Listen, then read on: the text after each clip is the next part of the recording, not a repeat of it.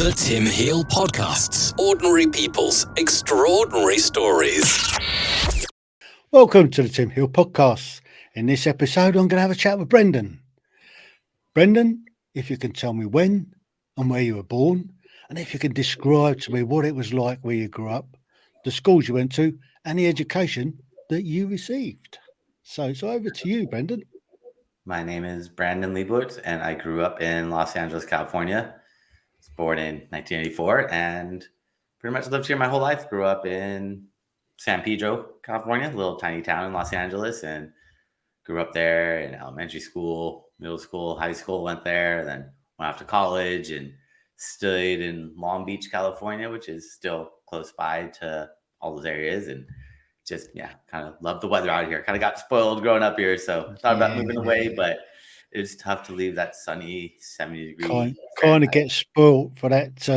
Well, it never rains in Southern California. That I guess that's a kind of big magnet, isn't it? If you don't get an awful lot of rain, you live outside most of the year. You lucky person, you. Anyway, so I guess Los Angeles area is a really vast area. It's not just like Hollywood, is it? So how close to Hollywood is it that you lived? Maybe like 40 minutes, depending on traffic, 20 miles, which in LA could take an hour and a half sometimes to get that far. So it's a bit like running to London from the sort of suburbs then. So it can take forever. Yeah. It seems close, but traffic, parking, it all makes it tough. It's not as easy as it looks. So what was the actual little area where you grew up? You said it was a village? It's called San Pedro. San Pedro. And whereabouts is that kind of situated in relation to say, Hollywood and the studios, that sort of area? North or south? It's in Southern California, so the south. Yeah. So it's south of sort of the Hollywood sign. Can you see the Hollywood sign from where you live? No, you can only see it from a couple places, but I'm too far from it. Fair one. So I guess were your parents actors and stuff like that? Is that what drew them there in the first place? No actors. They just wanted to escape the weather from New York. Well, and all my family was moving over here too, so they were following my family and coming for the nicer weather too, I think. Happy days. So the little area you grew up in, what was it like?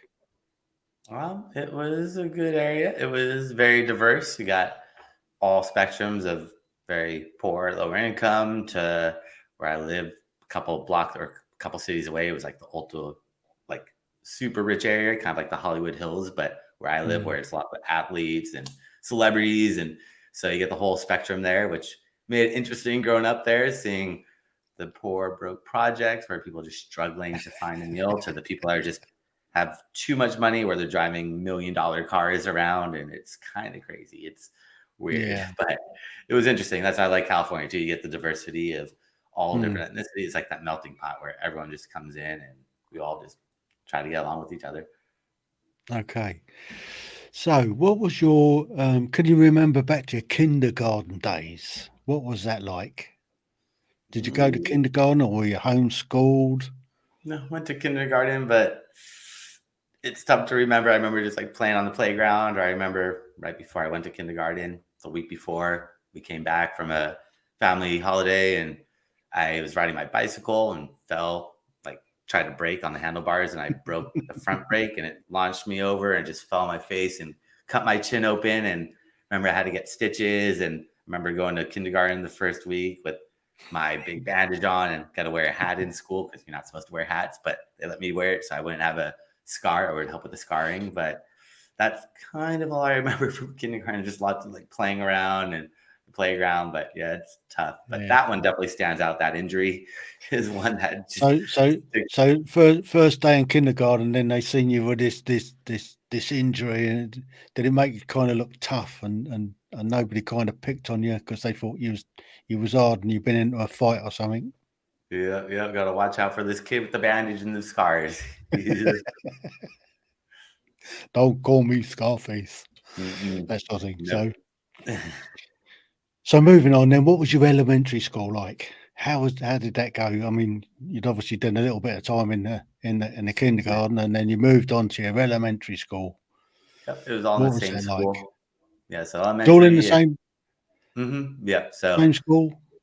yep, elementary school and kindergarten were all in the same one. So that one I Yeah, just remember learning a lot and just you just at the beginning it's just move up lots of to the playing next around. class. Yeah, lots of playing around. But then I remember like 5th grade is when we like started taking things more seriously and going to different classes. So in the past, you just have one teacher for all 6 Yeah. hours or however long you're in school for. But 5th grade, then we're like, all right, each teacher you get for 1 hour. So you kind of like preparing for middle school and high school where you're bouncing around from class to class and not just staying with one teacher. And just remember like building relationships with friends and learning all these different little things about school, lots of like arts and crafts. Those are my favorite things, like the art Right. and So you're a learning. bit arty, are you? Bit arts and Yeah, crafts. yeah, it Like, was fun. yeah.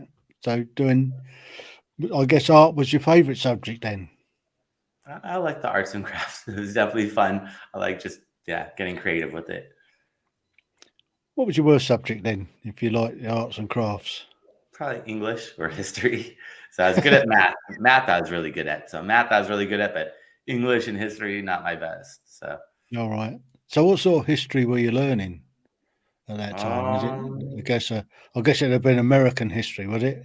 yeah, just learning about what they want to tell us in the history books. But now Yeah. at least we have the internet, we could access everything about the history and not just hear what our state or city or country wants us to know, because unfortunately they don't tell you the full story. They just tell you what they want you to hear. And also the history books are written, they're not updated like with the internet. You could just go in and make updates to things in real time and be like, oh no, this is actually incorrect. Whereas when it's just down on paper, they don't update those books for years. So you're reading a history book Yeah. from 15 years ago, and from 15 years ago to now, there's a lot of changes that have happened in the past. So it's Massive yeah, changes history. in the last 15 years.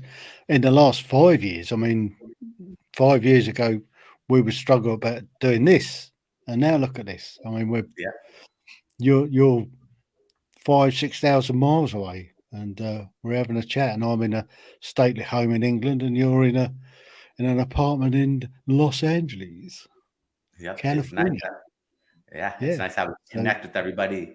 That's the one good thing about the internet is connecting everyone and putting us in touch. We don't have to travel as much. I mean, I still wish we could travel more, but at least we could just sign in on Zoom or do a phone video chat, yeah, whatever works. And it's awesome. that's great. So, going through your elementary school then, so you're pretty good at art and crafts, good at maths, didn't like your history or your English. So, what other subjects did you do? Did you do any theatre studies or anything like that? Music? Did they introduce you to music? Music in like middle school, but not in elementary school, but middle school, joined like the band and played some music. Didn't do any theater, but was interested in the music. Always liked music, and my family has played instruments, or my cousins and my grandparents. So thought maybe let me try the musical route. So, what music instrument did you get? I was playing the piano, the drums, and the flute, a little bit of each one, but just kind of check them all out. But I like the Checked drums. them all out. I bet your parents didn't like the drums much if you took them home, did they? No, so that was over at my aunt's house. My aunt had a drum set, so anytime I visited my aunt, I'd play the drums. But I didn't play the drums in school or anything like that because it'd be too noisy. The neighbors would not be happy about that. So the drums, they're a little too loud, I feel like. So my parents never let me have a drum set. So did you put on any musicals? Were you involved in that side of life, or it was just played in the band, going out on I guess it was a bit of a marching band for your football team. Was that it?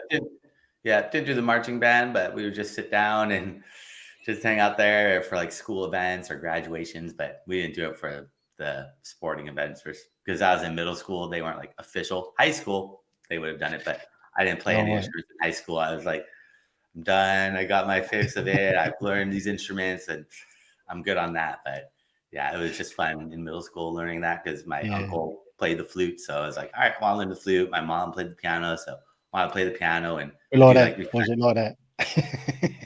yeah. Well, I guess you can Yeah. do it both ways, depending on which way. If you're right or left-handed, Yeah. there might be a left-handed one. I'm not 100% sure, but I'm sure there probably is. It's worth giving it a try anyway. So, what about sports? Did you play any sports in middle school? Yeah. Well, not for school, but I played like basketball, soccer, and yeah, I played that just after school on like different leagues, but didn't play anything for the schools. But in middle school, found skateboarding, and that's where I just fell in love with skateboarding and just kept skateboarding ever since then. So I think when I was like 13, I found skateboarding, and that was like the first year in middle school. So I was like, forget about sports. I just want to skateboard all the time, and that's really what took over my life. And still love skateboarding to this day. Don't skateboard as much as I'd like to, but still really enjoy it. So did you convert that skateboarding to snowboard? Yep, a little bit. Yeah, I thought it'd be easier to learn snowboarding, but it was not easy. It was pretty tough because I thought skateboarding would help out, but it does not help out. I mean, it helps out a little bit, but not as much as I would have liked it to help out. But I guess with snowboarding, you spend most of your time sat on your backside rather than. Whereas a skateboard, you tend to fall off it more, do you? Yeah, that's a nice thing. Is skateboard, you just kick it away. Snowboard, stuck to your feet, or skis, it's stuck to your feet. So can't really just jump off. You got to commit. You got to keep going with it. So I guess you've got to go a awful long way to find some snow in California. Like 2 hours from me. That's what I love about LA is the mountains are like 2-3 hours away. The beach is right here, so you go to the beach and you can go to the mountains in the same day, and that's what a lot of people do. Is like I went snowboarding and went surfing in the same day. So wow. So you do surfing as well then? No surfing. A little bit, but not really. There's too many things that can bite and eat you in the sea, isn't there? There's sharks. But I like scuba diving. But I like scuba diving. I like going down there and checking out the sea life, and not too scared of the sharks. Or not that aggressive as long as they're not hungry. But if you find like a great white shark in Pacific Ocean out here, I might be a little scared. But I've gone and like the reef sharks and seen like hammerhead sharks and dove with them, and they're for the most part okay as long as you're not just aggressive to them. And treat them with respect, I guess, and they'll stay away from you. I take a slightly different view on going scuba diving and going into the water. I believe that the water is for going on, not in. So I'm a sailor, so I just go on the water. It's a lot safer that way. Definitely sailing is good too, but sometimes you get those waves that just picks up, and you ever watch The Perfect Storm, and you can see that gets you a little scared, see those giant waves in the middle of the ocean that get you going. Sometimes you're away from it all, and it's just anyway. So let's have a look at your high school. Was that the same school as the elementary in the middle? No, they were separate. So elementary, middle, and high school were all separate high schools. It's just kindergarten and elementary were in the same school. Right, in the same school. So moving up then to your high school, what was that like? Was it one of these big campuses, or is it relatively small? Like 2,000 people, probably about 2,000 people in my high school. So it's pretty big, fairly big. Not fairly huge, average, I suppose. But I went to one of those big schools. That was a long time ago for me. No, it was a big school. It was good though. I liked it. It was fun. High school was a good time because you get more freedom, more flexibility, picking your schedule, and get a lot more flexibility, which is nice. More responsibilities, but also more freedom. What subjects did you choose, and which ones did you drop? I couldn't really drop or choose in high school. You had to kind of stick with the curriculum, except for extracurricular activities.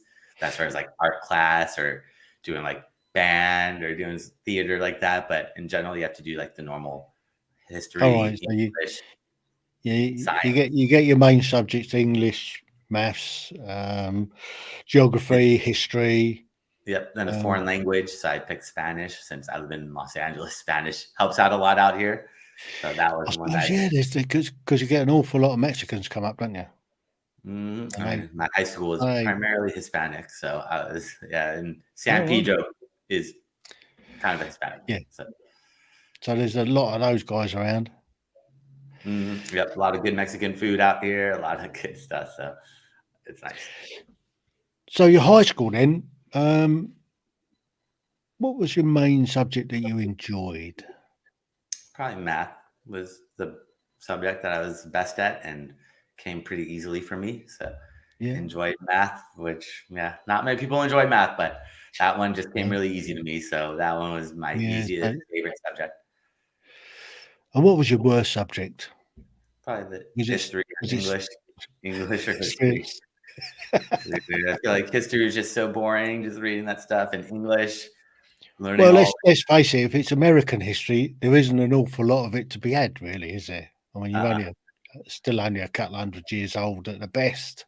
Yep, still very young country. Unlike us in England, we have centuries of history. Yep. It's got to be way more interesting going back that far. I feel like that would have been way more interesting than learning about 200 years ago what happened. Yeah. David Crockett and all that lot. And the Wild West and the Yukon and the Gold Rush and that sort of thing. That's the early history, isn't it? Yeah, so, the Gold Rush is interesting. I like that one. The Gold Rush is a cool one to learn about, and seeing everyone coming out to California trying to get that money, trying to find that gold. Find that little nugget that sets them up.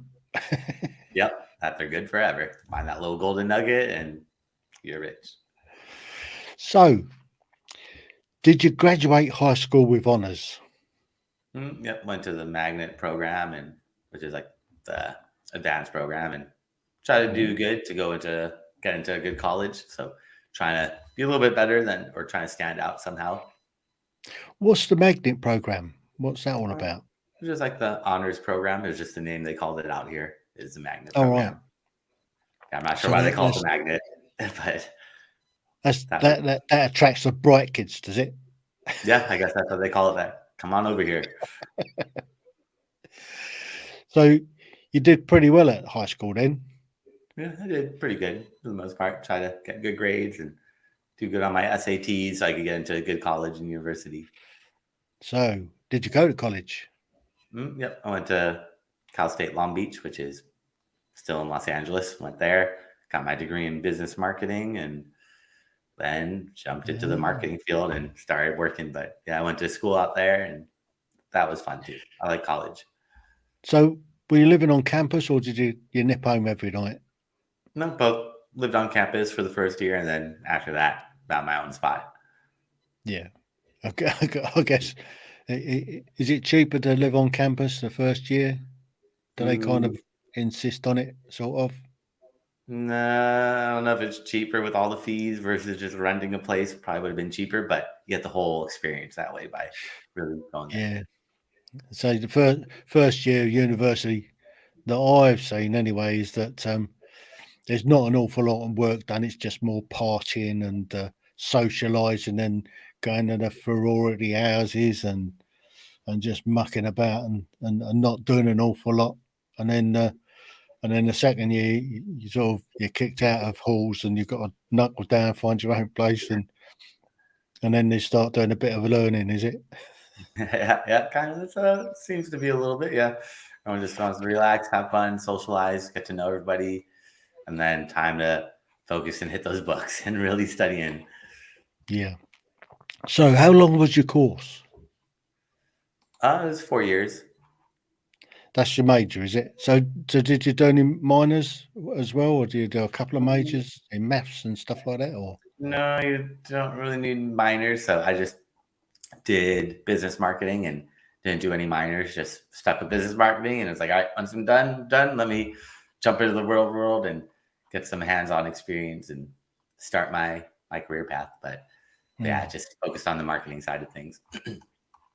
So what was it actually involved in doing a 4-year course in marketing? So what sort of subject did they put you through?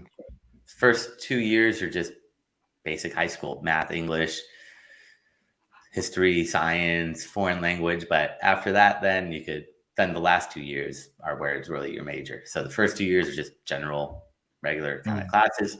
After that, then it's all the business about like international business or marketing or accounting, finance, sales, all that stuff. So it's kind of just trying to teach you as much as you can about marketing. So, graduated with honours? At college, no, didn't graduate with honors because It doesn't matter if you graduate with honors or not. Yeah, it doesn't matter. So that's why I was like, who cares? It's not like you're trying to go out to a college or a master's program where you have to have a certain GPA. As long as you pass your classes and you're good. So I got by with A's and B's, but high school is primarily trying to get A's. But college, like, it doesn't matter as much. Let me relax a little bit, not stress out as much, and just make sure I get what I need to do, get done, and from there, just enjoy my time. So, what was your first job when you left university? First job was doing digital marketing, helping out a company with their search engine optimization, which just fell into that. Never knew much about digital marketing and just got that first job. And ever since I started working there, I just realized that everyone's probably gonna have a website in the future. And this is in 2007. And just realized I should just stick with this digital marketing. And ever since then, just kept focusing on this digital marketing aspect or field, and worked at different like advertising agencies, worked at mom and pop shops, and always working would be doing my own freelance work, because I realized doing SEO, which is search engine optimization, ranking websites on Google, I could just go to a local business and be like, hey, do you want to rank at the top of Google? And I could pick up clients here and there. And over the years of working on my own business before work or after work on the weekends, I was able to finally build it up to enough where I could quit my job and focus solely on my own company. But it took me a while. It took me a long time of building it up. I'm definitely glad I found that first job and led me into that, because I had no idea about digital marketing. It wasn't what I was planning on doing, but just kind of got lucky that I fell into it in 2007. So when did you make the jump to doing your own business? When did you quit? Or I quit like 5 years ago, but I was always working full time and then working on the side on the weekends, before work, after work, and just building it up slowly. But a few years ago, I really pushed it. But before then, I was just like, I'm happy to work full time and get a couple extra clients here and there to get some extra income. But over the years, I built it up to where I was like, all right, I'm making the same amount as I'm making at this job. How about I just focus solely on my business and just really push as much as I can? Okay, so 5 years ago, you pulled the plug and jumped in for yourself. So how's it gone? It is doing well now for the most part. I mean, having your own business, you have the hiccups, ups and downs, but for the most part, it's going pretty well. So glad to be able to set my own hours, be my own boss, and have the flexibility and the freedom. Yeah. So do you have to work to deadlines or anything with clients, or is it just plod on and as it comes along, you do it? No, there's always deadlines with clients, making sure all the expectations are met, making sure everything's done properly, everything's working smoothly. But yeah, some clients have more strict deadlines than others. But with SEO, it's just making sure that at the end of the month, send them the report showing what's been done, the traction. Because there's not really many deadlines unless I'm running paid ads. And it's like, all right, gotta get these ads up today, or we gotta switch up these ads. But with SEO, it's not really much of that. Do you design the ads yourself, or do you have somebody do that for you? No, I use a graphic designer. So you have to come up with a concept and let them get on with it, and then send it back half a dozen times because you're not happy with it. Yep. Let them go and build it off of Photoshop or Canva, and let them tweak it around and make it look nice and pretty. Yeah, because I guess from a marketing point of view, it's all about a visual presentation to capture somebody's eye, to make them click on to want that service. I have to make them somehow, one way or another, with a good message, good video, good graphic, or something to spark their interests.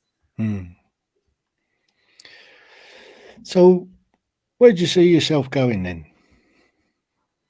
Just keep going with this. Hopefully keep building it up, and growing this company as much as I can, and just trying to take it to that next level and keep growing it. For the most part, that's the main focus for now. Are you looking at employing people or? Yeah, definitely growing it, hiring full-time employees, and just take it to that next level. So building up as much as I can. Yeah. And all your clients, are you, based around the Los Angeles area, or are you sort of globally? Global, yeah, all over, because it doesn't matter where you're located.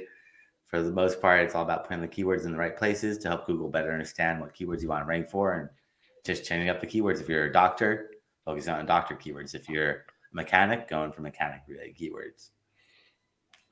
So I guess from your point of view, it's understanding the different markets that you're in, and understanding how Google works, which sometimes is a bit of a mystery to everybody, isn't it?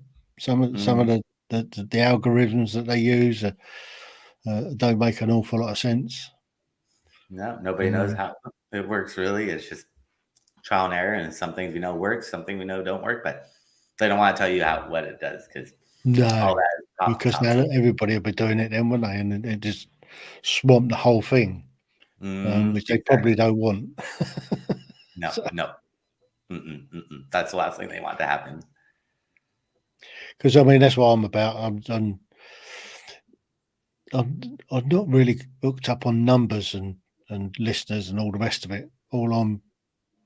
It's funny because I was asked, who's your avatar? Who's your target audience?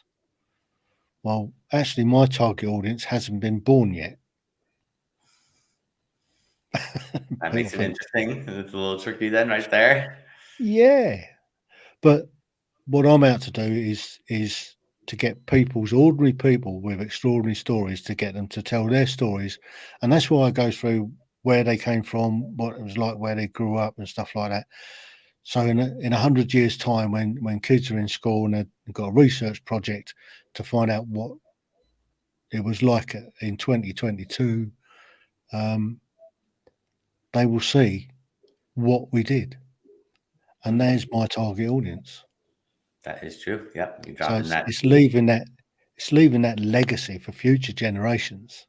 Yep, planting that seed and then letting them find it future generations from now. Yeah. So, but I still need to sort of grow the channel to get going, and just keep plodding away at it. Don't worry about how many listeners you get, how it grows.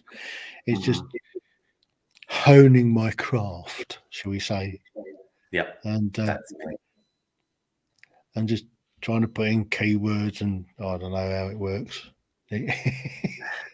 Playing around with it, seeing what works, what doesn't work. But it is all just trial and error for the most part. Just seeing what works, what doesn't work, and then just pushing more money to that and pull money away from what's not working. It's quite funny. I mean, when I started out with this, I did 24 half-an-hour episodes of my life, and then I did another couple of episodes where I went a little bit more in depth. And one of those episodes sort of flew. It just took off. And all the others were sort of hitting around, I don't know, around about 50-ish mark. 50 downloads per episode. But this one particular episode, it hit over 300. Yeah, you never know. That's one thing. You never know which one's going to explode and take off, or which ones are not going to get that traction. But it's kind of interesting seeing which ones just go viral and just kind of take off. But the titles were pretty much all the same. Someone must have shared it with their audience and just spread that word. Yeah. So nowadays, what I do something slightly different is I put a different title on every episode that I push out, particularly for other people, which is kind of working now. So, that's the way you want to do it. You want to mix it up. Otherwise, you're competing against yourself with those keywords. So if the same keywords are in every single title, you become your own competitor. And now you're just competing against yourself and conquesting and cannibalizing your own results, which you don't want to do that. Well, because everybody that I do is different. Every episode is totally different. Everybody that I spoke to has got a different life. So I try and pick out their strengths, what they've done, etc. And I use that in the title. And I just started playing with Canva. Just finally got my head into how it works, and I'm now putting a different thumbnail on each episode. So see how that goes. That will help out. That will definitely help out. Yeah, Canva is a great tool.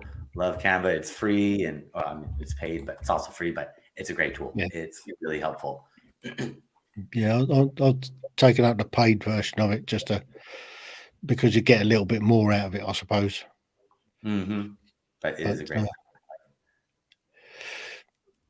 But it's a constant learning curve. I've only been at it for 2 years, and I think your number for other people anyway, 124.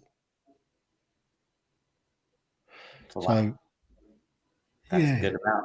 That's a good amount of episodes right there. You're getting a lot of people in there. That's just of other people. I did. There's about 50 odd episodes, maybe a bit more than that, of stuff that I've done. Just me.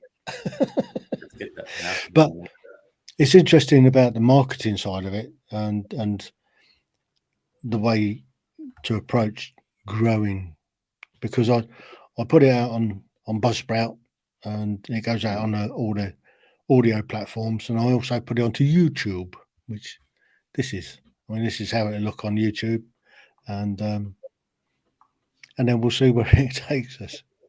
But the bit I like is that with Buzzsprout I can upload the MP4, so I only need to do a one edit, whereas when I started out I was editing the audio and the video, which takes twice as long.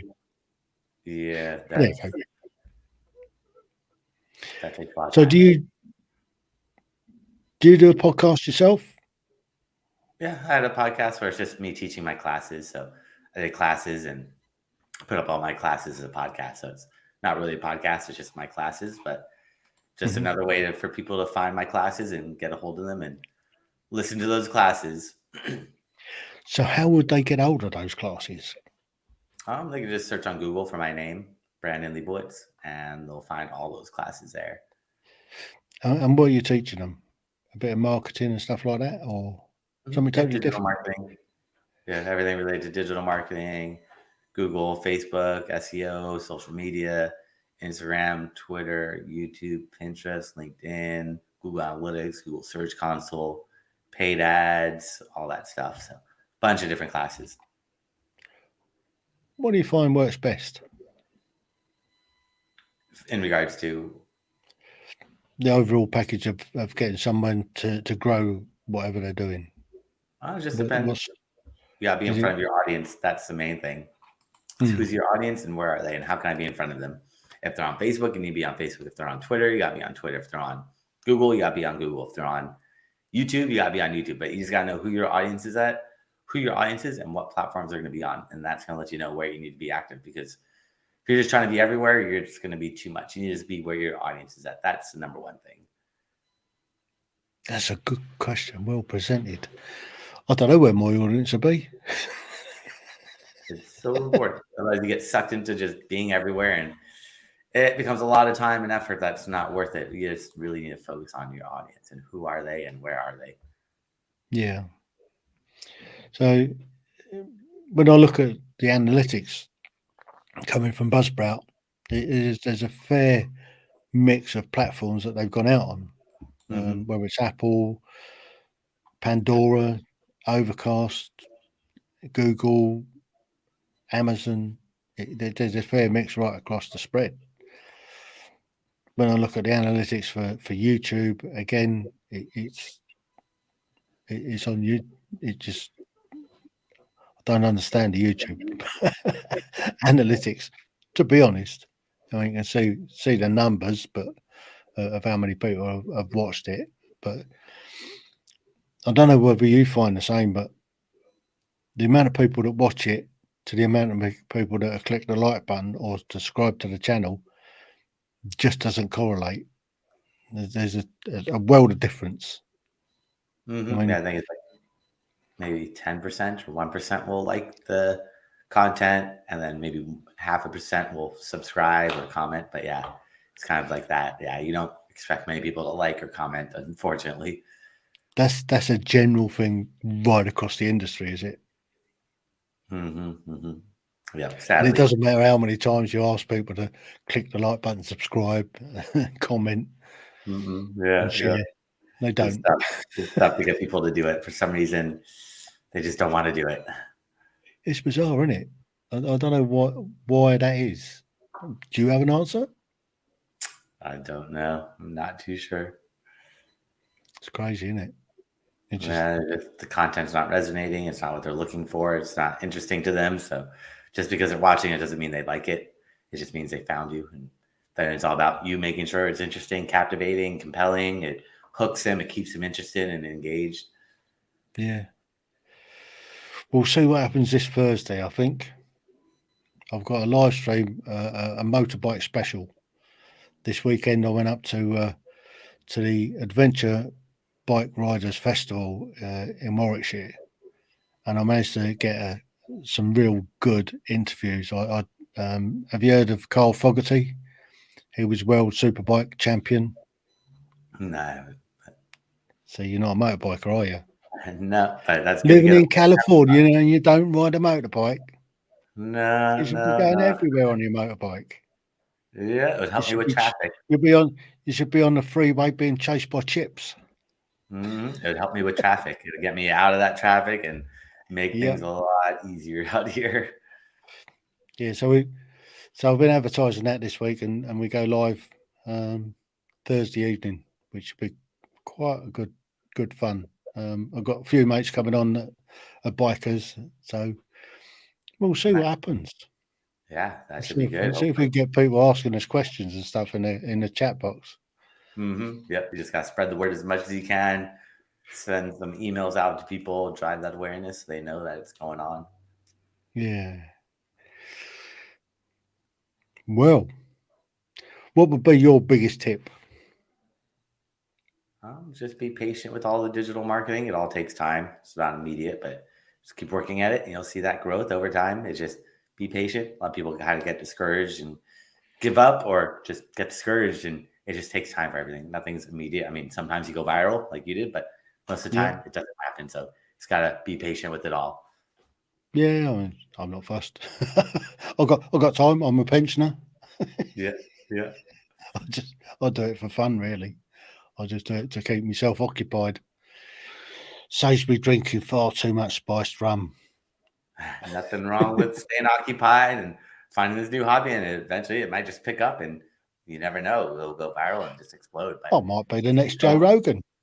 Yep, you never know. You just got to keep going at it. Just keep doing it Yeah. and doing it and doing it. And it took him probably years to get up to that level. It's not immediate. He can just all of a sudden just explode. So everyone, it just takes time with everything. It's just be patient with it all. I'll have to start employing people then. Yep. Then you could go quicker. Well, Brendan, I've enjoyed this. Thanks I've learned for a thing having or me two. So I'm fairly patient anyway, so it'll come eventually, I'm sure. Or if it doesn't, in 100 years' time, kids won't be clicking on it. on. Exactly.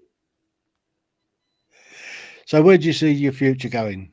What's your ultimate goal?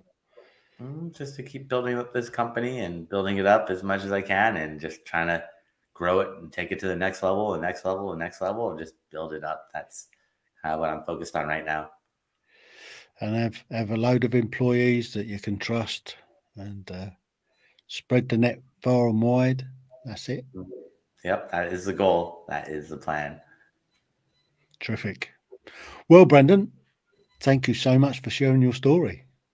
Yeah, thanks for having me on today to share my story. Yeah, from Southern California, you lucky bugger. Yeah. Maybe I'll get there one day. Come there on a bike. No, I'm lucky. I am lucky to be out here. Definitely glad to be in Los Angeles. I'll enjoy that weather. Yep. Well, thank you so much. Thank you. Have a great rest of your day. The Tim Heale Podcasts. Ordinary people's extraordinary stories.